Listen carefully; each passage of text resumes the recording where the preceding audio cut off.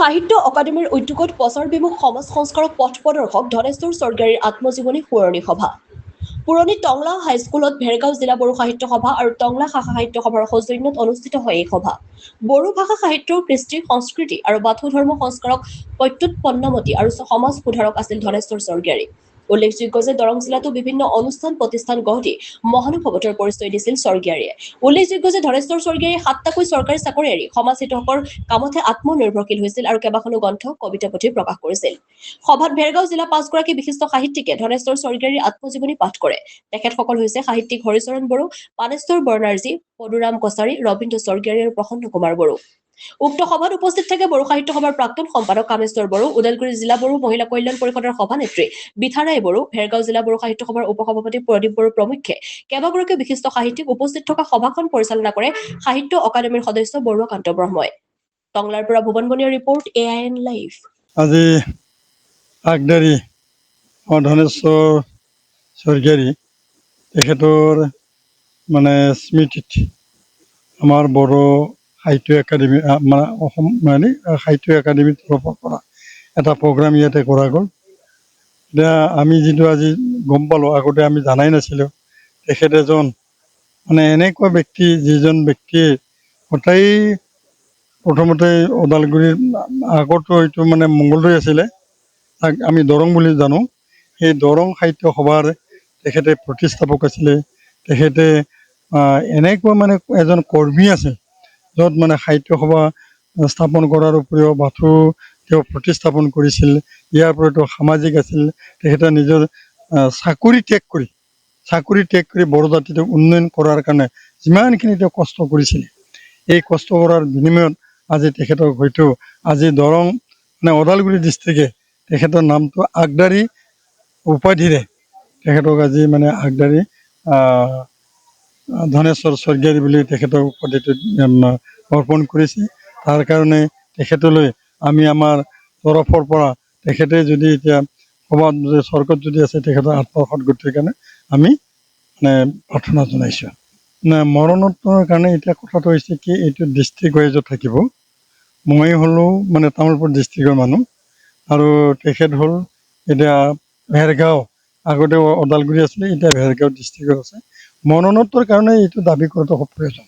আমি ভাবোঁ আৰু যে কাৰণ তেখেতৰ যিখিনি কাম, তেখেতৰ যিখিনি এচিভমেণ্ট, সমাজৰ কাৰণে যিখিনি কাম কৰিলে, সেই কাম কৰাৰ কাৰণে চৰকাৰৰ পৰা যিখিনি পাব লাগে, মৰণোত্তৰ যেনেধৰণে মানে পাব লাগে, সেইটো দিয়াটো অতিৱ প্ৰয়োজন বুলি মই ভাবোঁ।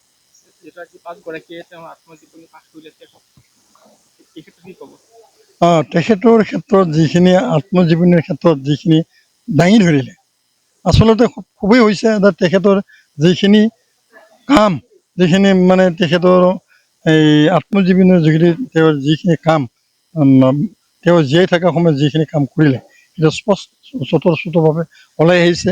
তেখেতে বিভিন্ন জীৱনীবিলাক ওলাই আহিছে। সেইটো আমাৰ প্ৰজন্মৰ কাৰণে সুবিধা হ'ব, প্ৰজন্মই যাতে আগবাঢ়ি যাব পাৰে, সেইটোক অনুসৰণ কৰি যাতে প্ৰজন্মই যাতে আগবাঢ়ি যাব পাৰে, সেইটো এটা নিশ্চয় এটা মহৎ উপকাৰ হ'ব বুলি মই ভাবিছোঁ। তেখেতক আগুৱাই নিবৰ কাৰণে বৰ্তমান স্মৃতি যাতে বড়ো জনসমাজত যাতে উজলি থাকে, কি সংকল্প ল'ব?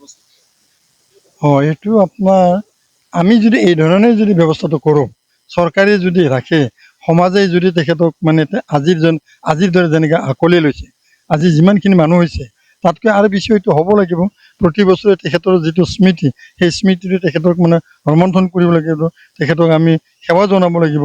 তেতিয়া হয়তো তেখেতৰ যিখিনি কাম কাজ, সেই কাম কাজটো অৰাই চিৰজীৱনত মানে অসমৰ বা আমাৰ বড়ো জাতিবিলাকৰ কাৰণে সদায় ৰৈ থাকিব। পৰিয়ালবৰ্গলৈ, তেখেতসকললৈ মই অভিনন্দন জনাইছোঁ। এতিয়ালৈকে আমি পৰিয়ালৰ সম্পৰ্কে আমি মানে সাক্ষাৎ হ'ব পৰা নাই। আমি এতিয়া এইটো শেষ কৰাৰ পিছত আমি ভাবিছোঁ যে আমি পৰিয়ালৰ তাতে সোমাই যাম। কি অৱস্থা নাই, সেইটো আমি নিশ্চয় আমি দেখা পালেহে আমি কথাটো ক'ব পাৰিম। কিন্তু এটা কথা ক'ব লাগিব, তেওঁলোকৰ মানে প্ৰথম মানে জন্ম হৈছে আমাৰ গড়েশ্বৰ অঞ্চলৰ যিটো সন্মুহুৰী, সেই সন্মুহুৰী অঞ্চলৰ মানুহ তেওঁলোক, অৰ্থাৎ মানে বৰ্তমান যিটো তামোলপুৰ জিলা, সেই তামোলপুৰ জিলাৰহে তেওঁলোকে মানুহ আছিল। তেওঁলোকৰ মানে হেৰিৰ কাৰণে নদী তাতে পুঠিমাৰী নদী এখন আছে, সেই পুঠিমাৰী নদীৰ বানপীড়িত অঞ্চলৰ কাৰণে বানৰ পৰা ৰক্ষা পাবৰ কাৰণে তেওঁলোকে অগ্ৰগতি হৈছে আৰু অগ্ৰগতি হৈ ইয়াতে তেওঁলোকে বসবাস কৰিছে আৰু এই অঞ্চলৰ সমূহ মানে ৰাইজৰ কাম কৰিছে। তাৰ কাৰণে ধন্যবাদ। তেখেতৰ কবিতাৰাজ বা গ্ৰন্থ প্ৰকাশ কৰিবৰ কাৰণে আপোনাৰ কি ব্যৱস্থা কৰিছে? তেখেতৰ এই যিখিনি আজি যে 5জনে মানে লিখিলে, সেইখিনি তেওঁলোকে আজি কৈছে যে সেইটো তেওঁলোকে অন্ততঃ ভেৰগাঁও জিলাই তেওঁৰ সেই আত্মজীৱনীটো প্ৰকাশ কৰিব আৰু প্ৰকাশ কৰিলে নিশ্চয় ইয়াৰ যিটো মানে স্মৃতি, সেই স্মৃতিটো আমাৰ বড়োৰ মাজত জীয়াই থাকিব। नैबे समाव परिटंला गोजौ फरायसालि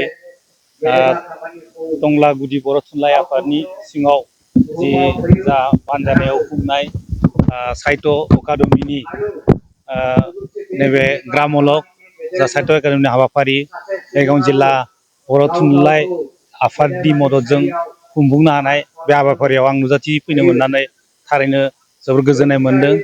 दा बेयाव गाहायै धनेस्वर स्वर्गियारिनि जिउ खौरांखौ लानानै बिथांनि जिउनि जा मावनाय हाबाफारि बेखौ बिथा खालामनानै दिनै नैबे हाबाफारिखौ खुंनाय जादों। बिथां गेदेमाया बर' हारिनि सासे गोख्रों मावथिमोन। बर' थुनलाइनि फोथार, धोरोमनि फोथाराव, समाजारि बिथिं फोसाबनाय फोथाराव बिथांनि जा खामानि मावलांनाय थारैनो गोसोखांथावना। जाय समाव बर' हारियाव सोलोंथाइनि मोनसे सोरां बेयो नुजाथियाखैमोन, फरायसालि गायसननो हायाखैमोन, बै समाव बिथाङा गाव साइकेल सलायथिंनो बर' बिजों गायसननायनि, बर' उनफिनना थानाय बर'फोरखौ फोजाखांनायनि, सोलोंथाइ होनायनि जा हाबाफारि बिबानखौ लादोंमोन आरो आसाम सरकारजों नांनानै बर' थुनलाइ आफादनि बै समाव दरं जिल्ला एबा मंगलदै जिल्लानि थुनलाइ आफादाव बिबान लानानै बिथाङा गुदि बर' थुनलाइ आफादखौबो फोजाखांनायनि लोगोसेनो गुदि फरायसालि गायसननायनि हाबाफारि लादोंमोन।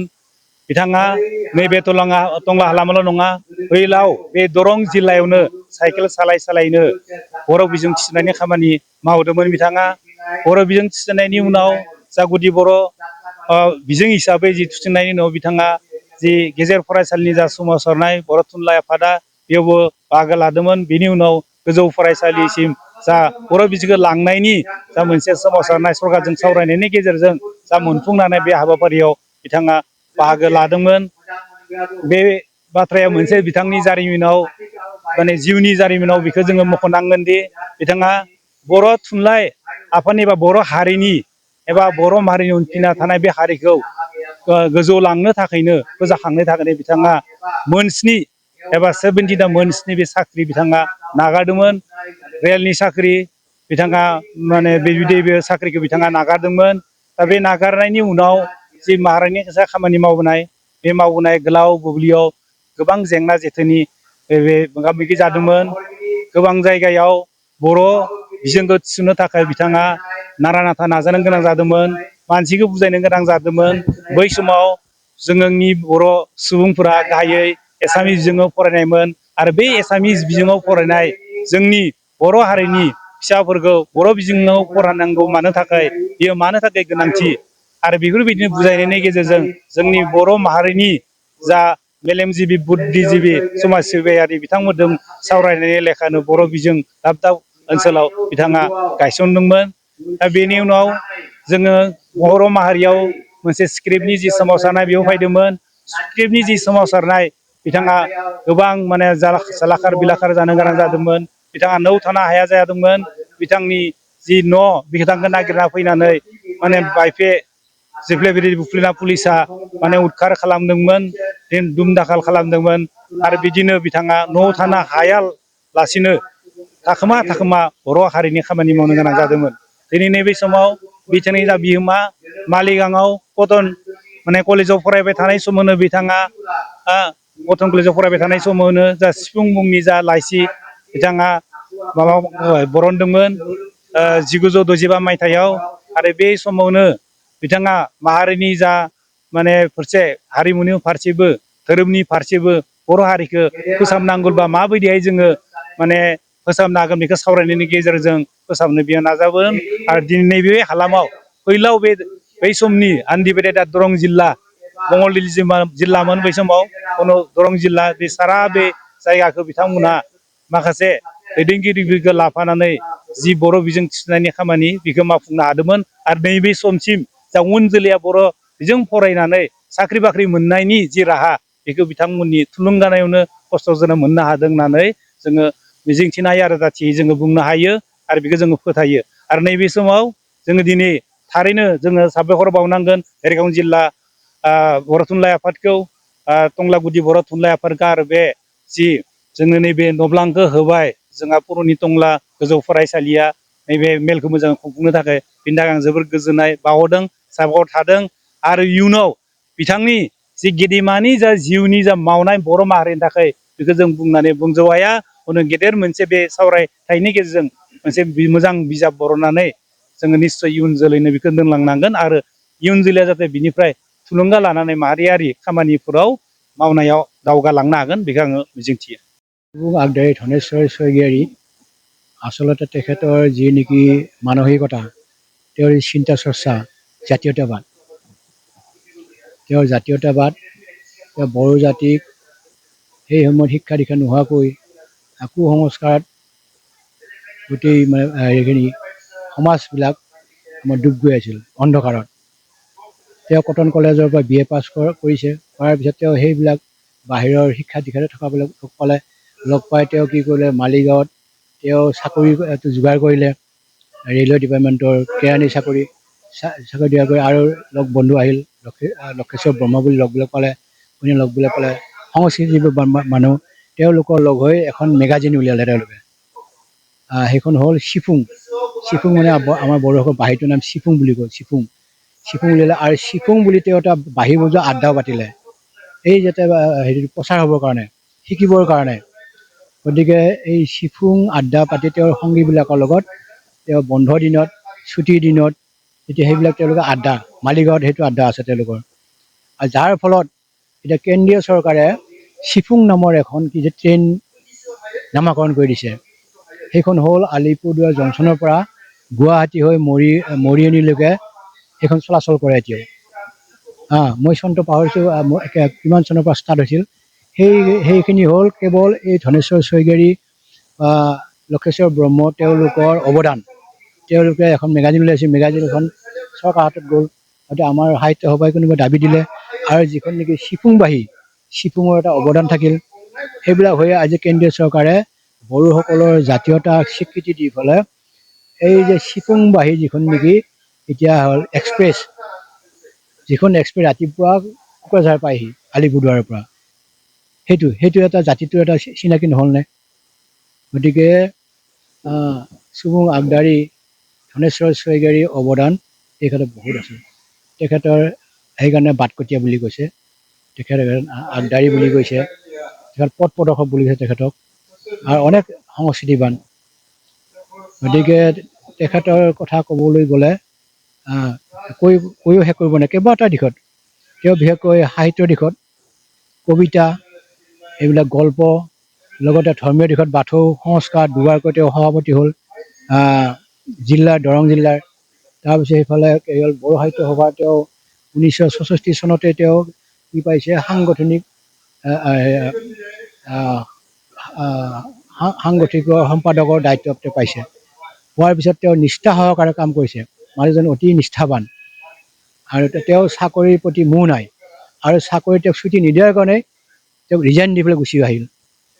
তেওঁ কৈছে বোলে মই চৰকাৰৰ মই চাকৰিটোৰ কাৰণে হেৰি নহয়, বান্ধা নহয়, মই তলতীয়া নহয়, মই জাতিৰ সেৱা কৰিম, জাতিটোক কেনেকৈ আগুৱাই নিব লাগে সেইখিনি কৰিবৰ কাৰণে মই দায়িত্ব লৈছোঁ।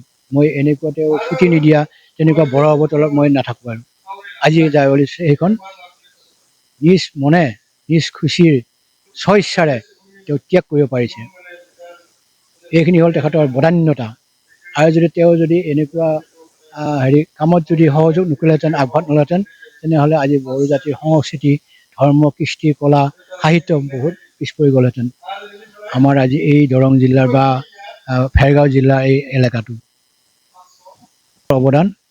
তেখেতৰ অৱদানটো অতি সাৰুৱা। আৰু আজিৰ আপোনালোকে সেইটোৰ কাৰণে তেখেতক অলপ প্ৰচাৰ কৰিবৰ কাৰণে, হাইলাইট কৰিবৰ কাৰণে আজি অনুষ্ঠান পাতিছে। তেখেত কিন্তু হেৰি প্ৰচাৰ বিমুখ, নিজে কৈ নলয়, মই অমুক কৈছোঁ তো মই তেওঁ নকয়। তেওঁ একদম মানে নীৰৱ সাধক, সেইটো এটা তেওঁৰ আটাইতকৈ ডাঙৰ গুণ তেখেতৰ। গতিকে মই আজি এই মুহূৰ্তত তেখেতক যি অনুষ্ঠান, তাত মই সংস্কৃতিৰ এটি বিষয় মই পাঠ কৰিবলৈ পাই, দেখিবলৈ পাই মই নিজকে ধন্য মানিছোঁ আৰু তেওঁৰ আত্মাৰ পুনৰ মই সদ্গতি কামনা কৰিছোঁ। আৰু কিবা ক'বনে? যিকোনো খবৰ আৰু বিজ্ঞাপনৰ বাবে যোগাযোগ কৰক 7896121996।